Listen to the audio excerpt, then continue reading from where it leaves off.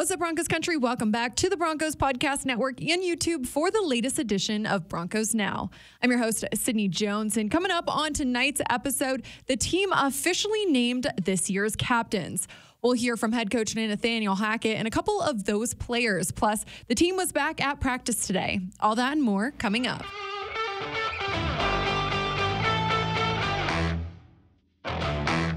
It is officially game week here at the UC Health Training Center. The Broncos were back at practice today as they are now just 6 days away from their season opener versus Seahawks in Seattle. With the start of the season quickly approaching, the Broncos named their 2022 captains. As voted on by the team, quarterback Russell Wilson, safety Justin Simmons, wide receiver Cortland Sutton, outside linebacker Bradley Chubb, and kicker Brandon McManus are this year's captains. Sutton, Chubb, and McManus all spoke to the media today and discussed what an honor it is to be named a captain. It's an honor and a privilege, for it to come from your peers, your teammates, guys that you grind with every day, for them to see the things that we do on the field, off the field, trying to carry the team to the right direction. It's an honor, and the rest of the guys that were voted captains.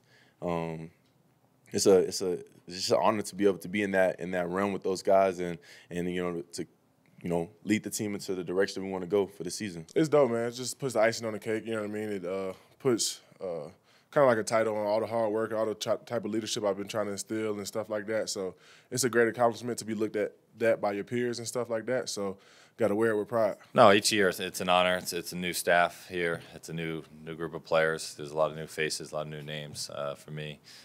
So to be, it's a humbling experience. I grew up as a kid, in the upper level at Lincoln Financial Field, watching the Eagles games and dreaming about being an NFL football player. So obviously, I've been able to accomplish being that player, but now to be captain for 6 years now, it's been incredible. So it's still humbling to me each and every year. Head coach Nathaniel Hackett also chimed in and gave his thoughts on this year's group. Obviously, we had everybody vote. I think the best testament was how many guys we got votes. It wasn't just those 5. It was numerous guys. On the offensive line, we had a bunch of guys. And I think it's just great to see there's so many people that believe in their teammates. It wasn't just such a very specific amount of guys. So I think that's what's great to see. Coach Hackett also took an early look at Seattle and discusses what he thinks about the Seahawks offense and defense. Looking primarily at the defense up to this point, they're a very good defensive football team. They've got some huge human beings up front with a lot of experience. We all know Shelby. Shelby's a really good player.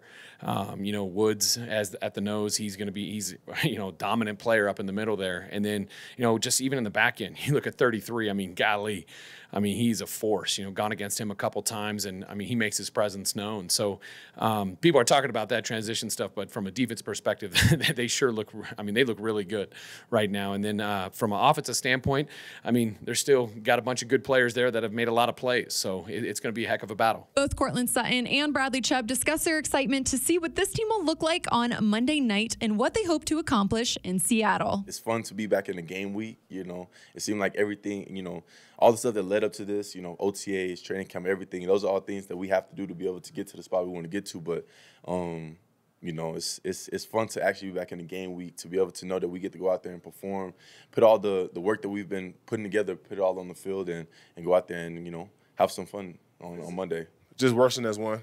Dark side got to be on one accord, making sure that we had the rush lane integrity. We just watched a couple of clips of him getting out of the pocket, making things happen with his feet. And luckily for us, we've been practicing against that all camp and all OTAs. So we kind of been on that one accord already, but it's just the lights are on now. It's real now, prime time.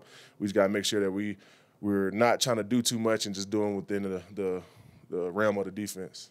Now joining me here in the Broncos podcast studio is Broncos lead writer Eric Talala. Eric, the season is finally here. It's game week. We made it. We did make it. I'm excited. Me too. It feels like it's been a really long time. It does. Training camp and the preseason were long. Yeah, we got through it. We did. And now we're here. That's right. Well, Eric, with the Broncos season opener being on Monday Night Football this year, the team, they get an extra day to prepare for Seattle. I know we heard from head coach Nathaniel Hackett earlier, though, and he said that the game plan won't be set until Thursday. So what do you think the next couple of days look like, really? Yeah, I mean, today's practice, I think, was, as Nathaniel Hackett put it, just to go over some things, to try some things out.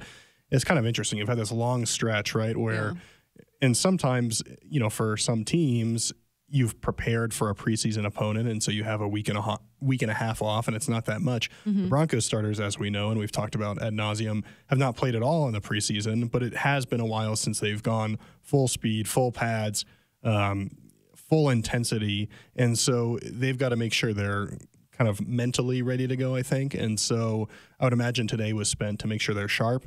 They got 3 days off for the weekend. Yeah. Make sure you're back, your mind is right, and then get ready to go Thursday when you start to put the game plan in, because then that's when the football week really starts. Thursday, Friday, Saturday, you do your final tune-up and travel on Sunday, and then Monday you go and you're trying to get a win. No game plan set yet, but they did work on one thing, getting ready for Monday, crowd noise. They try to simulate what that would be like at practice today. Coach did say that Lumen Field is one of the loudest stadiums that he's been in. So, I mean, get the guys going early on that. Yeah, and we've heard at times crowd noise be used at practice. Yeah. I will say, as the media were setting up for the press conference today, they turned the crowd noise on for a little bit. It was louder than I've ever heard it. And so I don't know if they were just testing something out or if that's what they're using for practice. But Lumen Field is going to be a challenge from a communication standpoint. I mean, I know most people, they know the quarterback has the radio in their head, in their helmet there. But I think if you haven't heard it, that radio, it's clear. But when it's loud, it's not the easiest thing in the world to understand. That's why you see quarterbacks, they've got their hands clamped over their ears, trying to make it a little bit easier to hear. So that's going to be a definite element of this game. And especially if this is a close game, it's going to be quite loud. And so the best way to handle the crowd noise is to go out and get an early lead and kind of put Seattle behind, put them out of it. That'll make things easier. But what they are doing here with the crowd noise at UCL Training Center, I think will help, allows this team to get used to a really loud environment. I've only ever been there for preseason a couple of times, but it's loud there in the preseason. And so, like you mentioned, Lumen Field, Arrowhead, those are a couple of the loudest places in the NFL, and that's going to play a real factor in this game. Absolutely. And hopefully Russell is used to it by now. Yeah, he'll be on the other side this time. Other side of it. But, well, Eric, in terms of today, every single player participated in practice today. A great sign for guys like Jonas Griffith, Billy Turner, Albert O, who sat out a couple times last week. What are your hopes for those guys over the next week? Yeah, I mean, I think we'll just have to see kind of how they handle them. We haven't had an official injury report, a practice report, since Nathaniel Hackett has taken over. And so we'll have to see, how does he handle a game week? Because obviously you can have a do not participate, a limited participation, or a full participation. And we'll kind of have to see, every coach has their own way of doing things. Do you rest a guy Wednesday, in this case a Thursday, and not practice them at all? Do you go limited all week? And then I just wonder, what are the actual chances for a guy like Jonas Griffith, who it was 3 weeks and like 3 days since he dislocated his elbow. Massive. And so for him to already be back out there doing individual is great. I just wonder, and we'll get a sense on Thursday with the official injury report, is he actually close? Is there a chance that he can play, or is this kind of just another step in his rehab, and maybe it's more likely we see him against Houston? And so that'll be the thing I look out for. But I think Thursday, and then I always like to see the second injury report and see, did this guy improve? Did he go from DNP to limited, or did he stay at DNP, or did he go from limited to full? There are trends that you can look at.